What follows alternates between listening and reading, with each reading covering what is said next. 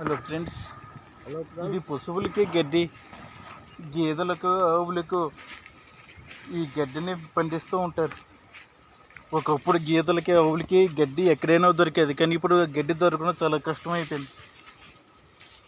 ప్రత్యేకించి విత్తనాలు వేసి పొలాన్ని దున్ని విత్తనాలు వేసి ఈ గడ్డి పండిస్తూ ఉంటారు. చూడండి, ఈ గడ్డి మొదలు కోత కొయ్యగానే మళ్ళీ చిగురు వస్తూ ఉంటుంది. ఒకసారి రెండుసార్లు చిగురు వస్తుంది. అక్కడి నుంచి తీసి పరిసి మళ్ళీ దున్నేసి మళ్ళీ విత్తనాలు వేయాల్సి వస్తుంది.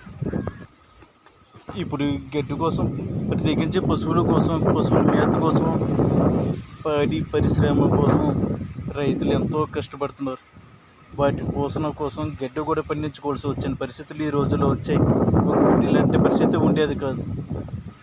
రైతుకి ఇప్పుడు చాలా కష్టం అవుతుంది. రైతు పండించడానికి ఏదైనా పళ్ళు, కాయగూరలు, కూరలు ఏవి పండించాలన్నా, తినే ధాన్యాలు పండించాలన్నా రైతుకి ఈ రోజుల్లో చాలా కష్టం అవుతుంది.